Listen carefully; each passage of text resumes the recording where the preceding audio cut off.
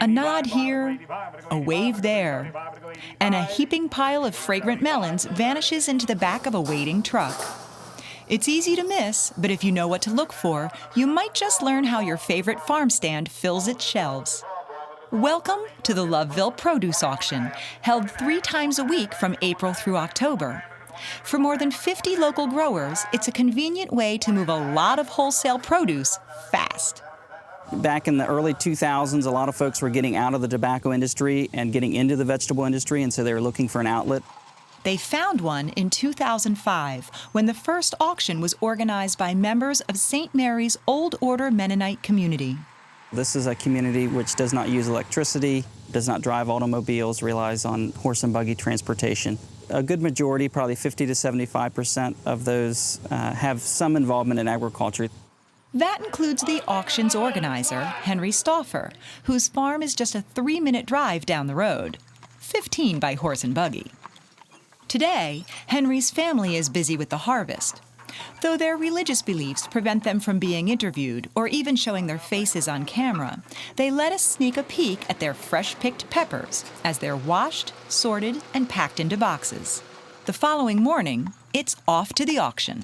The auction typically starts with the drive-through auction, where wagons or trucks will go through the drive-through portion and folks bid directly on the items. Overseeing it all is auctioneer Sam Walters, whose rapid-fire chant has been filling the auction house from day one. My role is to try to keep it moving, keep the pace up so it don't drag. From Sam's vantage point on the podium, the auction floor is a sea of familiar faces. Most of them we have their buyers' numbers memorized because it's usually about the same bunch that's here. Missing for the moment is regular buyer Will Creamer, who's busy scoping out the produce-laden wagons outside. Today I'm in need of watermelons, needed a few cucumbers, maybe a few eggplants. But sometimes things catch my eye that I didn't think about, and I'll buy that too. Like most of the buyers here today, Will is buying produce for resale. His nearby grocery, which specializes in all things local, has been stocking produce from the auction since it began. For me, even if I didn't buy here at the Loveville auction and I got all my produce directly from farms, I would still like to come here every once in a while just to see what was going on, what's in abundance, what's in scarcity. I mean, clearly, it's a good pepper harvest today. But peppers aren't on Will's wish list, so he passes on Henry's wagon as it rolls through the drive-thru and sets his sights instead on a load of juicy watermelons. As the bidding begins, the price jumps up, up, up,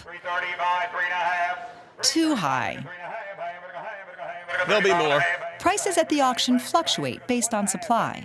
If there are wagons and wagons and wagons of watermelons, they're probably going to be less expensive than if there's only a couple wagons of watermelons. And demand.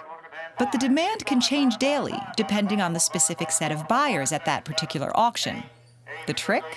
Know your competition. If I know, for example, that this particular other buyer usually buys 20 boxes of tomatoes, and I see that it's getting near the end of the auction and they haven't bought their tomatoes yet, and I need tomatoes too, well, then I know that I'm probably going to get in a price war with that person to get that last lot of tomatoes. Otherwise, be willing to pony up. Finally got some. Well, the good thing about this game here at the auction is you can always win if you want, because all you have to do is pay more money. In addition to the large drive-through lots, there are small lots and even smaller lots sized for bargain hunting homemakers. But Will's visit to the auction ends when his truck is full. And within hours of pulling out of the auction lot, his shelves are freshly stocked, as are similar shelves at groceries and farm stands throughout the region. If you live in southern Maryland and you buy local fruits and vegetables, there's a good chance that a percentage of those have come from the Loveville Produce Auction. Meaning that even if you can't make it down to Loveville on a weekday morning, you can still take home your own piece of the action.